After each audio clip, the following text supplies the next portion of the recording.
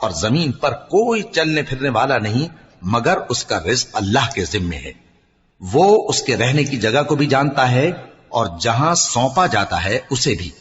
یہ سب کچھ کتاب روشن میں لکھا ہوا ہے. اور وہی تو ہے جس نے آسمانوں اور زمین کو 6 دن میں بنایا اور اس وقت اس کا عرش پانی پر تھا. تمہارے پیدا کرنے سے مقصود یہ ہے کہ وہ تم کو آزمائے کہ تم میں عمل کے لحاظ سے کون بہتر ہے.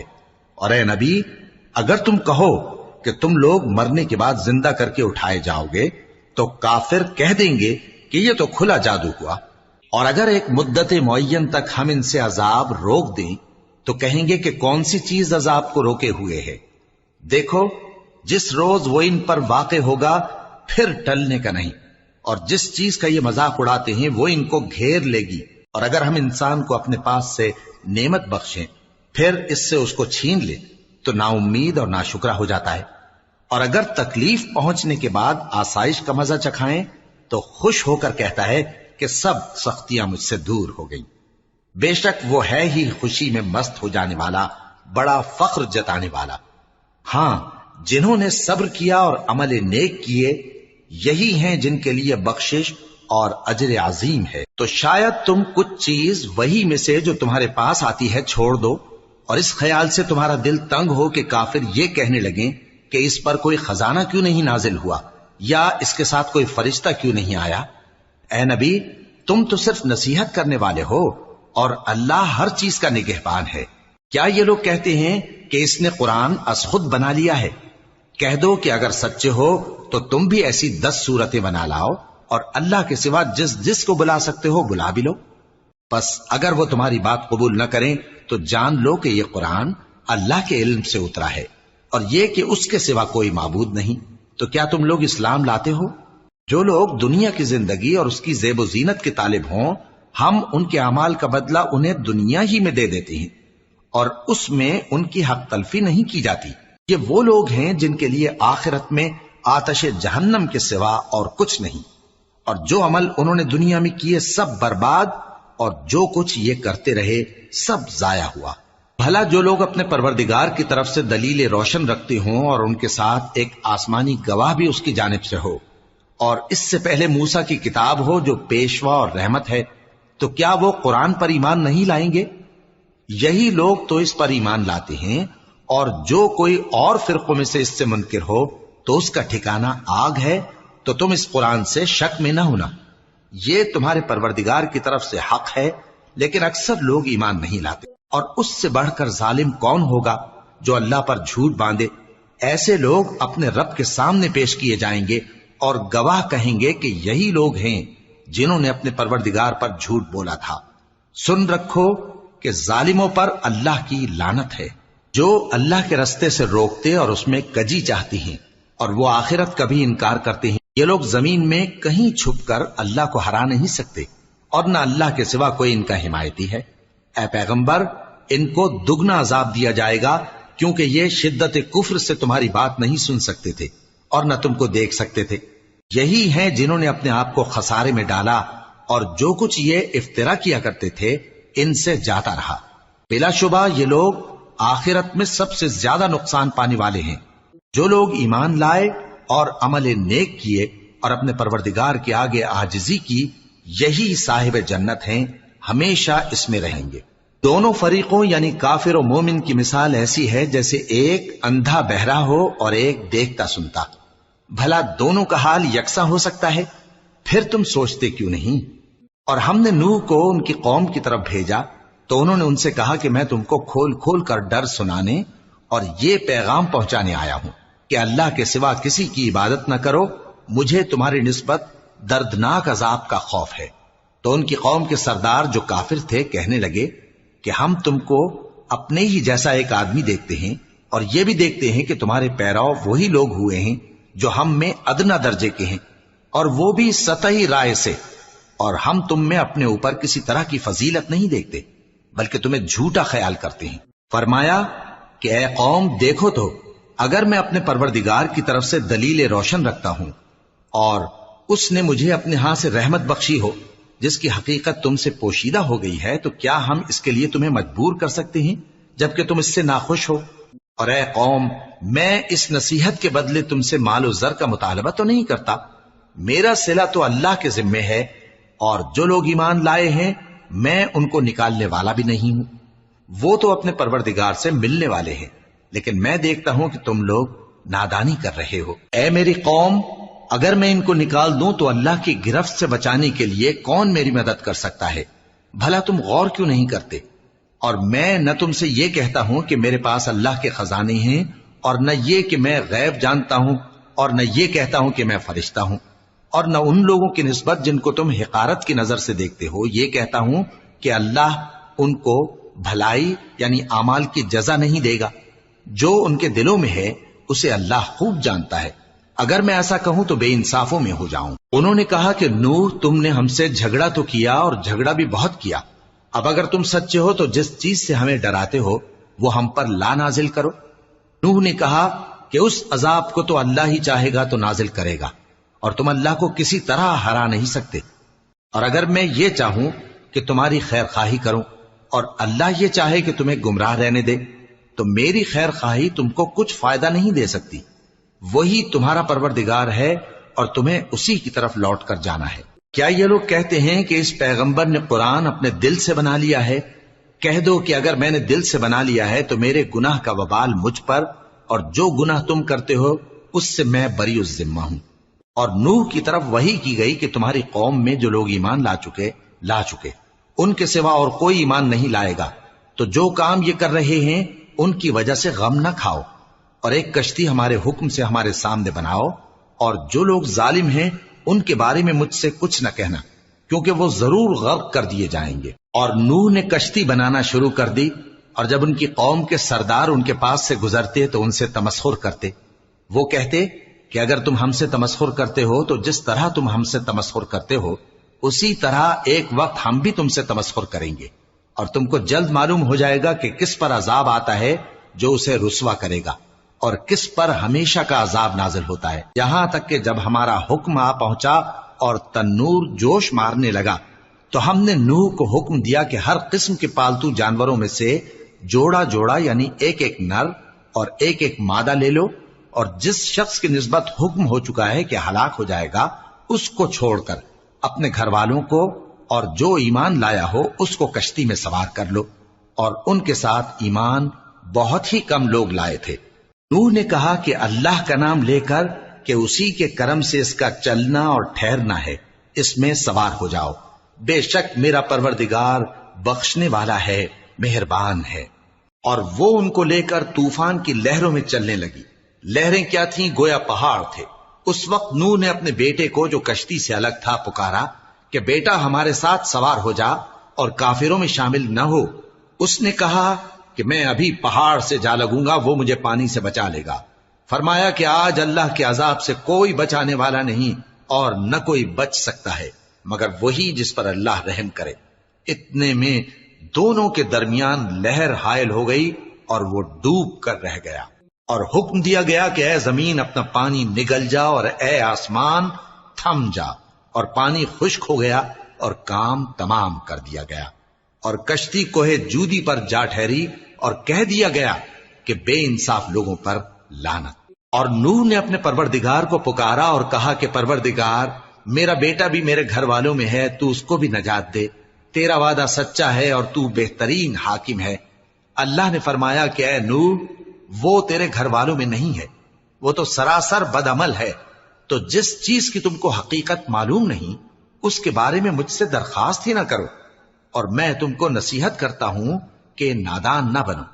نوح نے کہا پروردگار، میں تجھ سے پناہ مانگتا ہوں کہ ایسی چیز کی تجھ سے درخواست کروں جس کی حقیقت مجھے معلوم نہیں، اور اگر تو مجھے نہیں بخشے گا اور مجھ پر رحم نہیں فرمائے گا تو میں تباہ ہو جاؤں گا۔ حکم ہوا کہ نوح ہماری طرف سے سلامتی اور برکتوں کے ساتھ جو تم پر اور تمہارے ساتھ کی جماعتوں پر نازل کی گئی ہیں اتر آؤ، اور کچھ اور جماعتیں ہوں گی جن کو ہم دنیا کے فوائد سے بہرہ مند کریں گے، پھر ان کو ہماری طرف سے عذاب علیم پہنچے گا۔ یہ حالات غیب کی خبروں میں سے ہیں جو ہم تمہاری طرف بھیجتے ہیں، اور اس سے پہلے نہ تم ہی ان کو جانتے تھے اور نہ تمہاری قوم ہی ان سے واقف تھی، تو صبر کرو کہ انجام پرہیزگاروں ہی کا بھلا ہے۔ اور ہم نے قوم عاد کی طرف ان کے بھائی ہود کو بھیجا.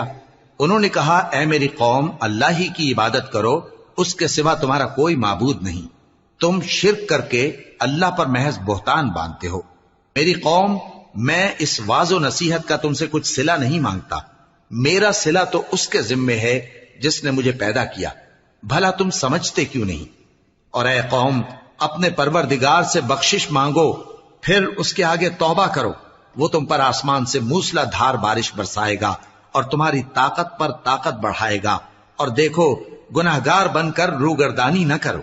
وہ بولے ہود تم ہمارے پاس کوئی دلیل ظاہر نہیں لائے، اور ہم صرف تمہارے کہنے سے نہ اپنے معبودوں کو چھوڑنے والے ہیں اور نہ تم پر ایمان لانے والے ہیں.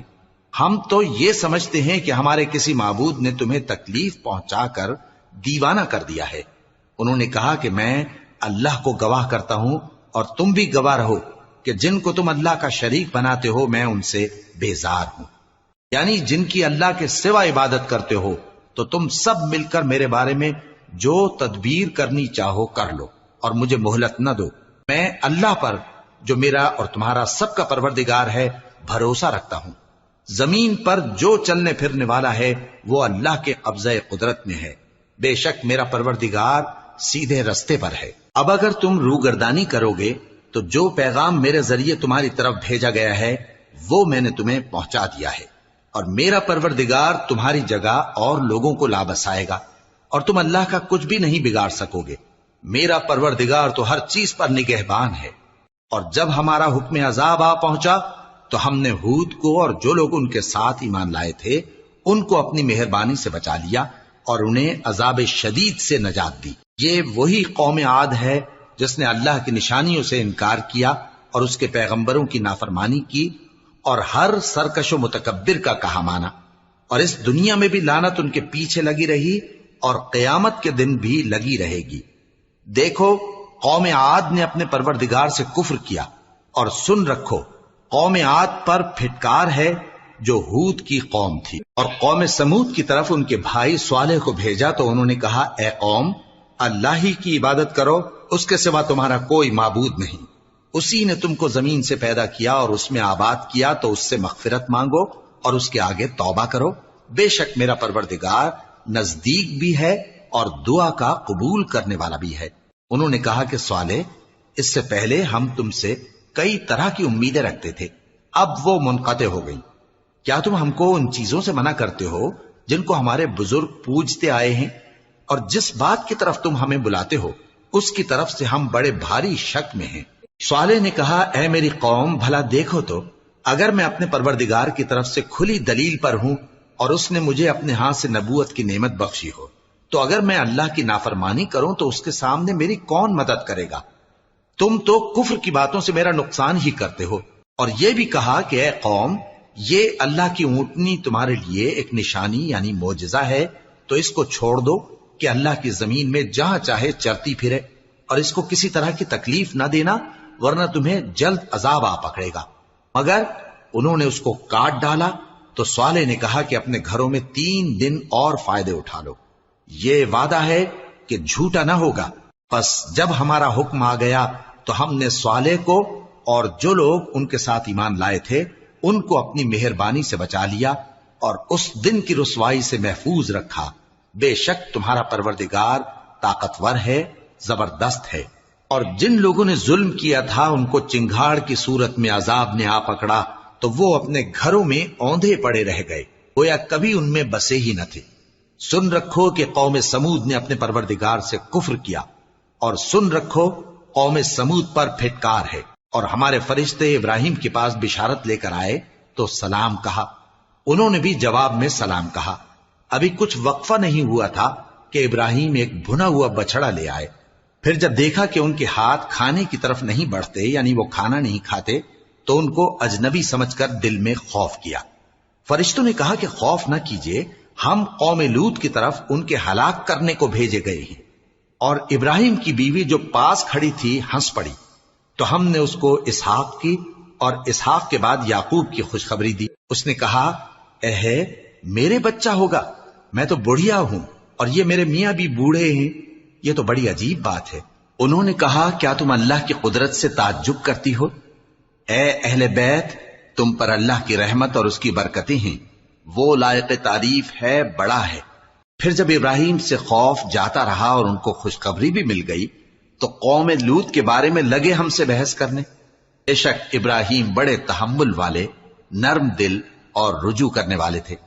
اے ابراہیم، اس بات کو جانے دو، تمہارے پروردگار کا حکم آ پہنچا ہے اور ان لوگوں پر عذاب آنے والا ہے جو کبھی نہیں ٹلنے کا۔ اور جب ہمارے فرشتے لوط کے پاس آئے تو وہ ان کے آنے سے غمناک اور تنگ دل ہوئے اور کہنے لگے کہ آج کا دن بڑی مشکل کا دن ہے۔ اور لوط کی قوم کے لوگ ان کے پاس بے تحاشا دوڑتے ہوئے آئے اور یہ لوگ پہلے ہی سے انتہائی بےہودہ حرکتیں کیا کرتے تھے۔ لوط نے کہا کہ اے بھائیو، یہ جو میری قوم کی لڑکیاں ہیں یہ تمہارے لیے جائز اور پاک ہیں، تو اللہ سے ڈرو اور میرے مہمانوں کے بارے میں مجھے بے آبرو نہ کرو۔ کیا تم میں کوئی بھی شائستہ آدمی نہیں؟ وہ بولے تم کو معلوم ہے کہ تمہاری ان بیٹیوں کی ہمیں کچھ حاجت نہیں، اور جو ہماری غرض ہے اسے تم خوب جانتے ہو۔ لوط نے کہا اے کاش مجھ میں تمہارے مقابلے کی طاقت ہوتی یا میں کسی مضبوط قلعے میں پناہ لے لیتا۔ فرشتوں نے کہا اے لوط، ہم تمہارے پروردگار کے فرشتے ہیں، یہ لوگ ہرگز تم تک نہیں پہنچ سکیں گے، تو کچھ رات رہے سے اپنے گھر والوں کو لے کر چل دو اور تم میں سے کوئی شخص پیچھے مڑ کر نہ دیکھے مگر تمہاری بیوی کے جو آفت ان پر پڑنے والی ہے وہی اس پر بھی پڑے گی۔ ان کے عذاب کے وعدے کا وقت صبح ہے، اور کیا صبح کچھ دور ہے؟ پھر جب ہمارا حکم آیا ہم نے اس بستی کو الٹ کر نیچے اوپر کر دیا اور ان پر پتھر کی تہ بتہ کنکریاں برسائیں جن پر تمہارے پروردگار کے ہاں سے نشان کیے ہوئے تھے، اور وہ بستی ان ظالموں سے کچھ دور نہیں۔ اور مدین کی طرف ان کے بھائی شعیب کو بھیجا تو انہوں نے کہا کہ اے قوم، اللہ ہی کی عبادت کرو کہ اس کے سوا تمہارا کوئی معبود نہیں، اور ناپ اور تول میں کمی نہ کیا کرو، میں تو تم کو آسودہ حال دیکھتا ہوں، اور اگر تم ایمان نہ لاؤ گے تو مجھے تمہارے بارے میں ایک ایسے دن کے عذاب کا خوف ہے جو تم کو گھیر کر رہے گا۔ اور اے میری قوم، ناپ اور تول انصاف کے ساتھ پوری پوری کیا کرو، اور لوگوں کو ان کی چیزیں کم نہ دیا کرو، اور زمین میں خرابی کرتے نہ پھرو۔ اگر تم کو میرے کہنے کا یقین ہو تو اللہ کا دیا ہوا نفع ہی تمہارے لیے بہتر ہے، اور میں تمہارا نگہبان نہیں ہوں۔ انہوں نے کہا اے شعیب، کیا تمہاری نماز تمہیں یہ سکھاتی ہے کہ جن کو ہمارے باپ دادا پوجتے آئے ہیں ہم ان کو ترک کر دیں، یا اپنے مال میں تصرف کرنا چاہیں تو نہ کریں؟ تم تو بڑے نرم دل اور بڑے سیدھے ہو۔ انہوں نے کہا کہ اے قوم، دیکھو تو اگر میں اپنے پروردگار کی طرف سے دلیل روشن پر ہوں اور اس نے اپنے ہاں سے مجھے نیک روزی دی ہو تو کیا میں اپنا فرض ادا نہ کروں؟ اور میں نہیں چاہتا کہ جس بات سے میں تمہیں منع کروں خود اس کو کرنے لگوں۔ میں تو جہاں تک مجھ سے ہو سکے تمہارے معاملات کی اصلاح چاہتا ہوں، اور اس بارے میں مجھے توفیق کا ملنا اللہ ہی کے فضل سے ہے۔ میں اسی پر بھروسہ رکھتا ہوں اور اسی کی طرف رجوع کرتا ہوں۔ اور اے قوم، میری مخالفت تم سے کوئی ایسا کام نہ کرا دے کہ جیسی مصیبت نوح کی قوم یا ہود کی قوم یا صالح کی قوم پر واقع ہوئی تھی ویسی ہی مصیبت تم پر واقع ہو۔ اور لوط کی قوم کا زمانہ تو تم سے کچھ دور نہیں، اور اپنے پروردگار سے بخشش مانگو اور اس کے آگے توبہ کرو، بے شک میرا پروردگار بڑا مہربان ہے، بہت محبت کرنے والا ہے۔ انہوں نے کہا کہ شعیب، تمہاری بہت سی باتیں ہماری سمجھ میں نہیں آتی، اور ہم دیکھتے ہیں کہ تم ہم میں کمزور بھی ہو، اور اگر تمہارے بھائی بند نہ ہوتے تو ہم تم کو سنسار کر دیتے، اور تم ہم پر کسی طرح بھی غالب نہیں ہو۔ انہوں نے کہا کہ اے قوم، کیا میرے بھائی بندوں کا دباؤ تم پر اللہ سے زیادہ ہے، اور اس کو تم نے پیٹھ پیچھے ڈال رکھا ہے؟ میرا پروردگار تو تمہارے سب اعمال کا احاطہ کیے ہوئے ہے۔ اور اے قوم، تم اپنی جگہ کام کیے جاؤ، میں اپنی جگہ کام کیے جاتا ہوں۔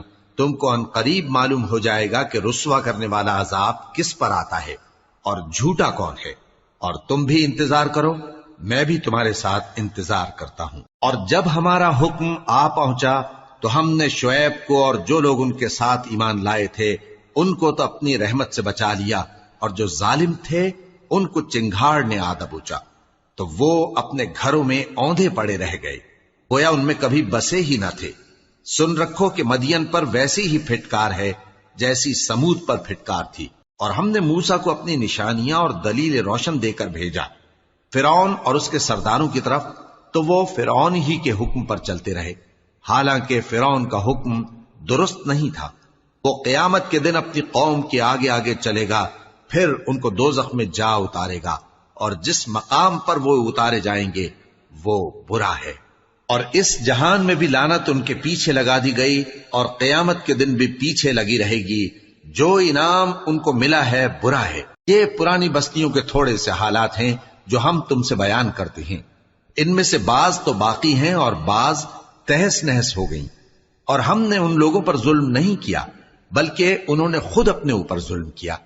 غرض جب تمہارے پروردگار کا حکم آ پہنچا تو جن معبودوں کو وہ اللہ کے سوا پکارا کرتے تھے وہ ان کے کچھ بھی کام نہ آئے، اور بربادی کے سوا انہیں اور کچھ نہ دے سکے۔ اور تمہارا پروردگار جب نافرمان بستیوں کو پکڑا کرتا ہے تو اس کی پکڑ اسی طرح کی ہوتی ہے، بے شک اس کی پکڑ دکھ دینے والی سخت ہے۔ ان قصوں میں اس شخص کے لیے جو عذاب آخرت سے ڈرے عبرت ہے۔ یہ وہ دن ہوگا جس میں سب اکٹھے کیے جائیں گے، اور یہی وہ دن ہوگا جس میں سب اللہ کے روبرو حاضر کیے جائیں گے، اور ہم اس کے لانے میں ایک وقت معین تک تاخیر کر رہے ہیں۔ جس روز وہ آ جائے گا تو کوئی شخص اللہ کے حکم کے بغیر بول بھی نہیں سکے گا۔ پھر ان میں سے کچھ بدبخت ہوں گے اور کچھ نیک بخت۔ تو جو بدبخت ہوں گے وہ دوزخ میں ڈال دیے جائیں گے، اس میں ان کو چلانا اور دھاڑنا ہوگا۔ جب تک آسمان و زمین ہیں وہ اسی میں رہیں گے مگر جتنا تمہارا پروردگار چاہے۔ بے شک تمہارا پروردگار جو چاہتا ہے کر دیتا ہے۔ اور جو نیک بخت ہوں گے وہ بہشت میں داخل کیے جائیں گے، اور جب تک آسمان اور زمین ہیں ہمیشہ اسی میں رہیں گے مگر جتنا تمہارا پروردگار چاہے۔ یہ اللہ کی بخشش ہے جو کبھی منقطع نہیں ہوگی۔ تو یہ لوگ جو غیر اللہ کی پرستش کرتے ہیں اس سے تم شک میں نہ پڑنا۔ یہ اسی طرح پرستش کرتے ہیں جس طرح پہلے سے ان کے باپ دادا پرستش کرتے آئے ہیں، اور ہم ان کو ان کا حصہ پورا پورا بغیر کچھ کم کیے دینے والے ہیں۔ اور ہم نے موسیٰ کو کتاب دی تو اس میں اختلاف کیا گیا، اور اگر تمہارے پروردگار کی طرف سے ایک بات پہلے نہ ہو چکی ہوتی تو ان میں فیصلہ کر دیا جاتا، اور وہ تو اس کی طرف سے بڑے بھاری شک میں پڑے ہوئے ہیں۔ اور تمہارا پروردگار ان سب کو قیامت کے دن ان کے اعمال کا پورا پورا بدلہ دے گا۔ بے شک جو عمل یہ کرتے ہیں وہ اس سے واقف ہے۔ سو اے پیغمبر، جیسا تم کو حکم ہوتا ہے اس پر تم اور جو لوگ تمہارے ساتھ تائب ہوئے ہیں قائم رہو، اور حد سے تجاوز نہ کرنا، وہ تمہارے سب اعمال کو دیکھ رہا ہے۔ اور مسلمانوں، جو لوگ ظالم ہیں ان کی طرف مائل نہ ہونا، نہیں تو تمہیں بھی دوزخ کی آگ آ لپٹے گی، اور اللہ کے سوا تمہارے کوئی دوست نہیں ہوں گے، پھر تمہیں کوئی مدد بھی نہ ملے گی۔ اور دن کے دونوں سروں یعنی صبح اور شام کے اوقات میں اور رات کی چند ساعتوں میں نماز پڑھا کرو، کچھ شک نہیں کہ نیکیاں گناہوں کو دور کر دیتی ہیں۔ یہ ان کے لیے نصیحت ہے جو نصیحت قبول کرنے والے ہیں۔ اور صبر کیے رہو کہ اللہ نیکوکاروں کا اجر ضائع نہیں کرتا۔ تو جو امتیں تم سے پہلے گزر چکی ہیں ان میں ایسے ہوش مند کیوں نہ ہوئے جو ملک میں خرابی کرنے سے روکتے؟ ہاں، ایسے تھوڑے سے تھے جن کو ہم نے ان میں سے نجات بخشی، اور جو ظالم تھے وہ انہی باتوں کے پیچھے لگے رہے جن میں عیش و آرام تھا، اور وہ گناہوں میں ڈوبے ہوئے تھے۔ اور تمہارا پروردگار ایسا نہیں ہے کہ بستیوں کو جبکہ وہاں کے باشندے نیکوکار ہوں از راہ ظلم تباہ کر دے۔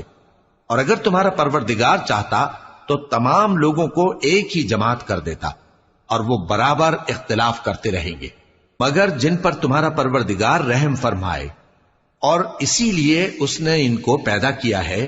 اور تمہارے پروردگار کا قول پورا ہو گیا کہ میں دوزخ کو جنوں اور انسانوں سب سے بھر دوں گا۔ اور اے نبی اور پیغمبروں کے وہ سب حالات جو ہم تم سے بیان کرتے ہیں ان سے ہم تمہارے دل کو جمائے رکھتے ہیں، اور ان حالات میں تمہارے پاس حق پہنچ گیا، اور یہ مومنوں کے لیے نصیحت اور عبرت ہے۔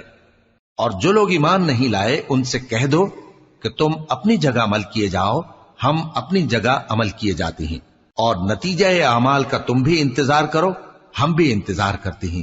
اور آسمانوں اور زمین کی چھپی چیزوں کا علم اللہ ہی کو ہے، اور تمام معاملات اسی کی طرف رجوع کیے جائیں گے۔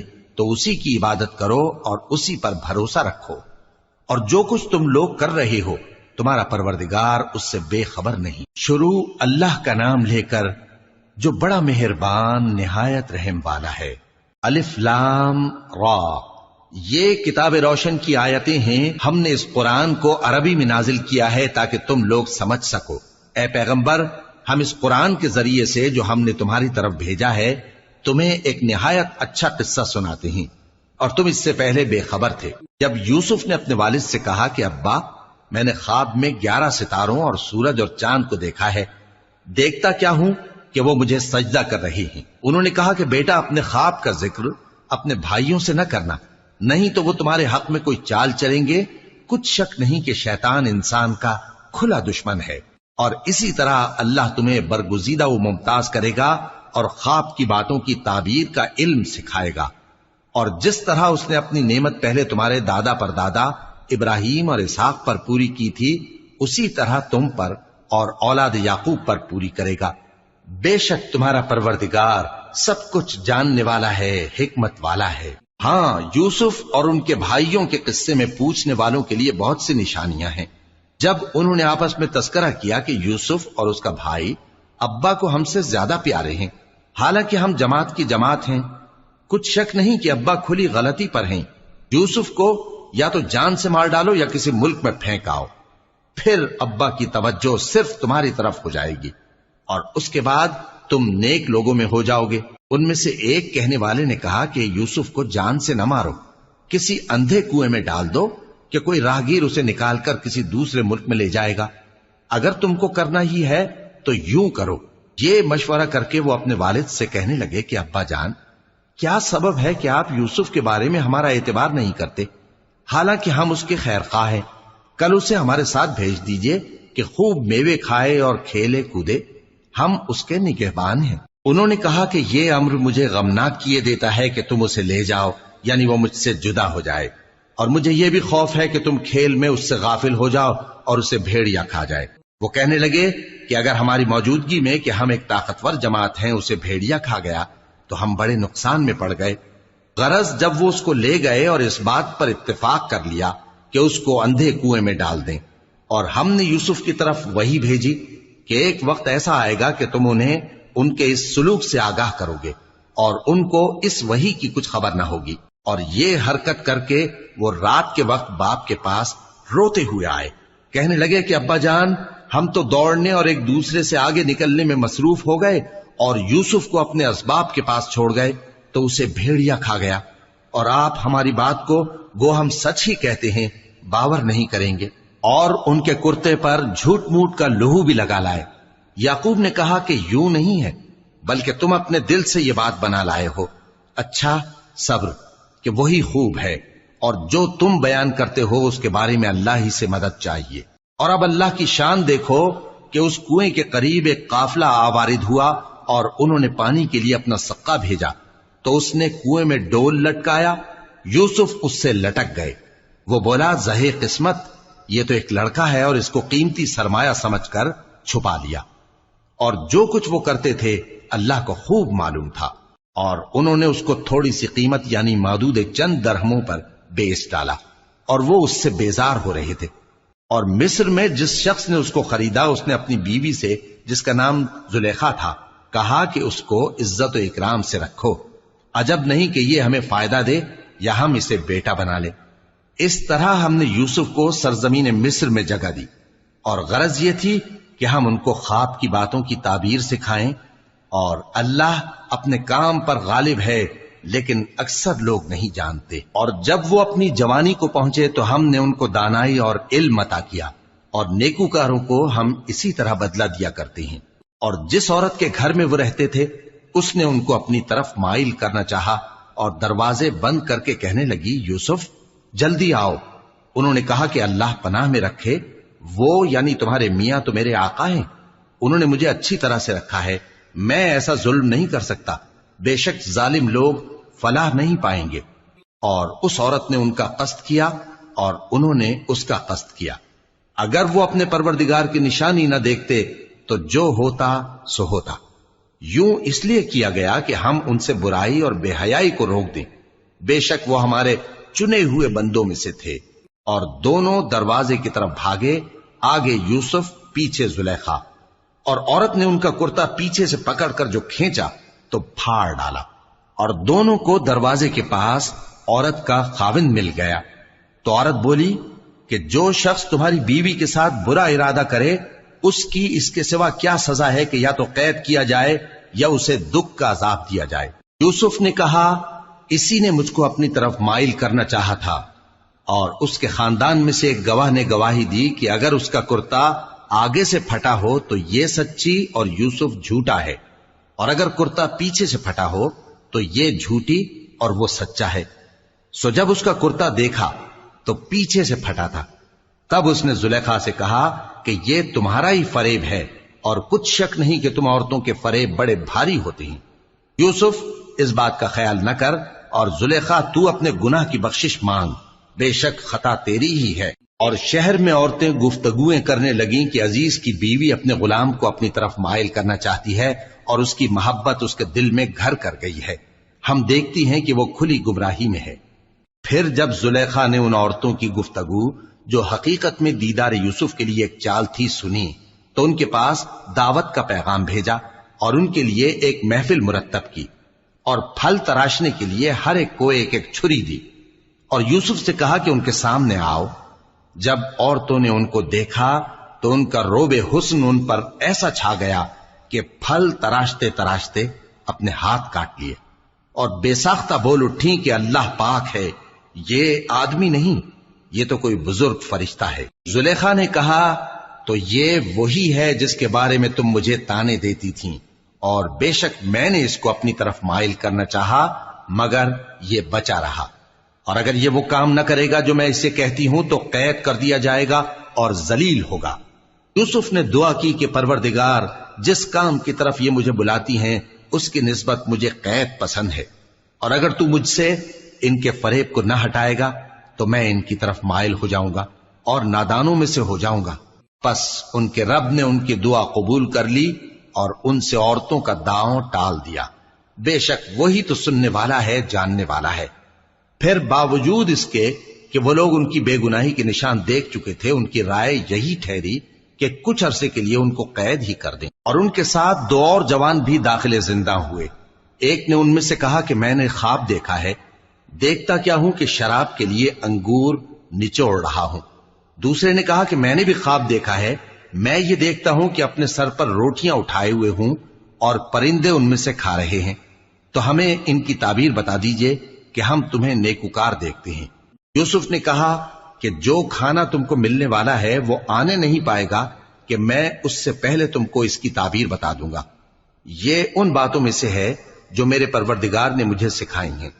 جو لوگ اللہ پر ایمان نہیں لاتے اور آخرت کا انکار کرتے ہیں، میں نے ان کا مذہب چھوڑ دیا ہے، اور میں اپنے باپ دادا ابراہیم اور اسحاق اور یعقوب کے مذہب پر چلتا ہوں۔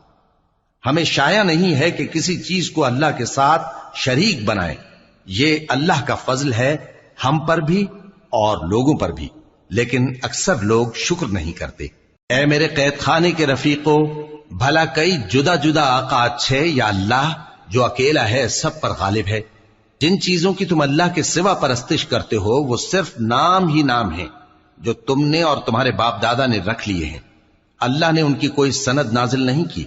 سن رکھو کہ اللہ کے سوا کسی کی حکومت نہیں ہے، اس نے ارشاد فرمایا ہے کہ اس کے سوا کسی کی عبادت نہ کرو، یہی سیدھا دین ہے، لیکن اکثر لوگ نہیں جانتے۔ اے میرے قید خانے کے رفیقو، تم میں سے ایک جو پہلا خواب بیان کرنے والا ہے وہ تو اپنے آقا کو شراب پلایا کرے گا، اور جو دوسرا ہے وہ سولی دیا جائے گا، اور پرندے اس کا سر نوچ کھائیں گے۔